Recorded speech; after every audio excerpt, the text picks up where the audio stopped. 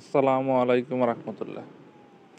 এই মেজারমেন্টের একটি নতুন টিউটোরিয়ালে আপনাদের স্বাগতম। আজকের টিউটোরিয়ালটি হলো যে কোনো আঁকা বাঁকা জমি আমরা কীভাবে পরিমাপ করব সে সম্পর্কে। আঁকা বাঁকা জমি পরিমাপের ক্ষেত্রে আমরা শুধুমাত্র দুইটা সূত্র দিয়ে খুব সহজে জমিগুলো পরিমাপ করতে পারব। একটা সূত্র হলো সাধারণ চতুর্ভুজ আকৃতির জমি এবং 2 নম্বর হলো বিষম বাহু ত্রিভুজ আকৃতির জমির সূত্র দিয়ে। পিছনের 6 এবং 7 নম্বর এপিসোডে একটি সাধারণ চতুর্ভুজ আকৃতির জমি কীভাবে পরিমাপ করব সে সম্পর্কে বলা আছে এবং বিষমবাহু ত্রিভুজ আকৃতির জমি কীভাবে পরিমাপ করব তা দেওয়া আছে। তাই এই ভিডিওটি বুঝতে হলে 6 এবং 7 নম্বর ভিডিওটি দেখে আসলে খুব সহজে এই ভিডিওটি বুঝতে পারবেন। আমরা পিছনের ভিডিওতে শুধুমাত্র একটি সাধারণ চতুর্ভুজ আকৃতির জমি কীভাবে পরিমাপ করব সেই সম্পর্কে আলোচনা করছি, কিন্তু চতুর্ভুজ আকৃতির জমির মধ্যে আরও অনেকগুলা জমি আছে যেগুলা সম্পর্কে আজকে আলোচনা করি। 1 নম্বরে হলো বর্গক্ষেত্র। বর্গক্ষেত্র কাকে বলে? যে চতুর্ভুজের 4টি বাহু সমান এবং সমান্তরাল এবং প্রতিটি কোণ সমকোণ তাকে বর্গক্ষেত্র বলে। আয়তক্ষেত্র, যে চতুর্ভুজের বিপরীত বাহুগুলো সমান এবং সমান্তরাল এবং প্রতিটি কোণ সমকোণ তাহাকে আয়তক্ষেত্র বলে। রম্বস, যে চতুর্ভুজের 4টি বাহু সমান এবং সমান্তরাল কিন্তু কোনো কোণ সমকোণ নয় তাহাকে রম্বস বলে। সামান্তরিক কাকে বলে? যে চতুর্ভুজের বিপরীত বাহুদ্বয় সমান এবং সমান্তরাল কিন্তু কোনো কোনো কোণ সমকোণ নয় তাহাকে সামান্তরিক বলে।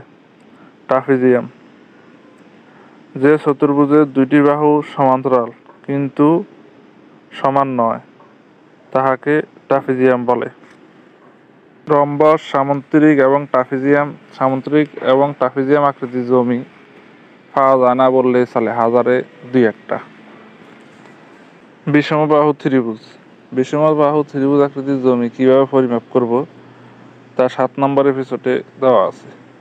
বিষমবাহু ত্রিভুজের ছাড়াও আরও 2টা ত্রিভুজ আছে, সমবাহু ত্রিভুজ এবং সমদ্বিবাহু ত্রিভুজ। সমবাহু ত্রিভুজ কাকে বলে? যে ত্রিভুজের 3টা বাহু পরস্পর সমান তাকে সমবাহু ত্রিভুজ বলে। সমদ্বিবাহু ত্রিভুজ কাকে বলে? যে ত্রিভুজের 2টা বাহু পরস্পর সমান তাকে সমদ্বিবাহু ত্রিভুজ বলে। বাহু ত্রিভুজ ও সমদ্বিবাহু ত্রিভুজ আকৃতির জমি খুব কমে পাওয়া যায়, হাজারে 2-1টা। যদিও পাই আমরা কীভাবে পরিমাপ করব সেটা নিয়ে আলোচনা করব। আপনি ফিল্ডে গিয়ে একটি রম্বস আকৃতির জমি পেয়েছেন, তাহলে এটি কীভাবে পরিমাপ করবেন? এটি পরিমাপ করার জন্য আপনি রম্বস আকৃতির জমির আপনি এদিক থেকে একটা মাপ নেবেন, এদিকে একটা মাপ নেবেন, তাহলে এ কোণা আর এ কোণা আপনি বিষমবাহু ত্রিভুজের সূত্র দিয়ে পরিমাপ করবেন আর মাঝখানেরটা সাধারণ চতুর্ভুজ আকৃতির সূত্র দিয়ে পরিমাপ করবেন, তাহলে খুব সহজে জমির পরিমাপ বের হয়ে যাবে। ঠিক একইভাবে একটি সামান্তরিক আকৃতির জমি আপনি পেলেন, কিন্তু কীভাবে পরিমাপ করবেন? তাকে আপনি এদিকে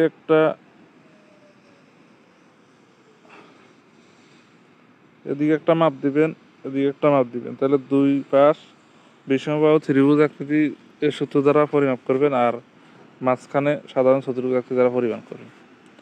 তারপর ট্রাপিজিয়াম আকৃতি জমিও সেম একইভাবে এদিকে একটা মাপ দিবেন, মাপ দিয়ে এই পাশটা বিষমবাহু ত্রিভুজ আকৃতির জমির সূত্র দিয়ে পরিমাপ করবেন আর এই পাশ সাধারণ চতুর্ভুজ আকৃতির জমি দিয়ে পরিমাপ করবেন, তাহলে খুব সহজে জমির কতটুকু আছে বের হয়ে যাবে। আর বর্গক্ষেত্র আর আয়তক্ষেত্র জমি সাধারণ চতুর্ভুজ আকৃতির সূত্র দিয়ে পরিমাপ করলে চলবে, কোনো সমস্যা নেই। সমবাহু ত্রিভুজ আকৃতির জমি ফেলে সমবাহু ত্রিভুজ আকৃতির মাঝখান বরাবর একটা মাপ দিবেন। এই পাশ বিষমবাহু ত্রিভুজ, এই পাশ বিষমবাহু ত্রিভুজের সূত্র দিয়ে পরিমাপ করবেন, তাহলে খুব সহজে জমির পরিমাপ বের হয়ে যাবে। একইভাবে সমদ্বিবাহু ত্রিভুজ আকৃতির জমি ফেলে মাঝখান দিয়ে একটা মাপ দিবেন। এ পাশটা বিষমবাহু ত্রিভুজ, এ পাশটা বিষমবাহু ত্রিভুজ আকৃতির সূত্র দিয়ে মাপ পরিমাপ করলে কতটুকু জমি আছে তা বের হয়ে যাবে। ধরুন এখানে একটি বাঁকা জমি আছে, আমরা এটি পরিমাপ করে দেখব যে এখানে কত শতাংশ জমি আছে। তার জন্য আমরা প্রথমে এদিকে একটা মাপ দিব, তারপর এদিকে একটা মাপ দিব, এরপর তাহলে এটা সাধারণ চতুর্ভুজ আকৃতির সূত্র দিয়ে পরিমাপ করব। এই পাশ বিষমবাহু ত্রিভুজ আকৃতির সূত্র দিয়ে পরিমাপ করব। এই পাশটা ইচ্ছা করলে আমরা ভাগ করে বিষমবাহু ত্রিভুজ বা আকৃতির সূত্র দিয়ে ত্রিভুজের সূত্র দিয়ে পরিমাপ করতে পারবো। কারণ আমরা এখানে পেলাম 10%, এখানে পেলাম 3%, এখানে পেলাম 2%, এখানে পেলাম 1%। তাহলে আমরা সবটা যোগ করলে বুঝতে পারবো যে এখানে মোট এত শতাংশ জমি আছে।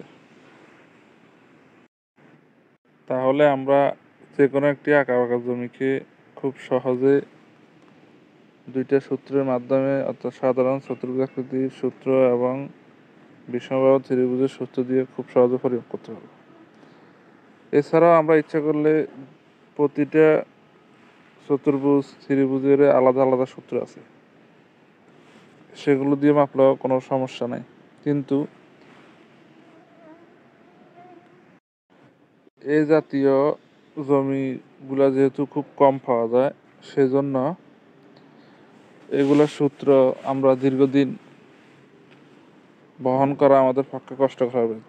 তার জন্য এই দুইটা যে কোনো সার্ভেয়ারগণ এই দুইটা সূত্র দিয়ে জমিগুলো পরিমাপ করে থাকে। এছাড়া যদি ইচ্ছা করেন তাহলে সবগুলো আলাদা আলাদা সূত্র আছে, ওইগুলো দিয়েও জমি পরিমাপ করলে জমি পরিমাপ করা যাবে। আশা করি একটি আঁকা বাঁকা জমি কীভাবে খুব সহজে পরিমাপ করতে পারবেন সে সম্পর্কে বুঝতে পারছেন। যদি না বুঝেন তাহলে কমেন্ট করে জানাবেন, বুঝিয়ে দেওয়ার চেষ্টা করব। আর ভিডিওটি যদি ভালো লাগে তাহলে লাইক, কমেন্ট, শেয়ার করবেন। নিয়মিত ভিডিও পেতে চ্যানেলটি সাবস্ক্রাইব করবেন। আল্লাহ হাফিজ।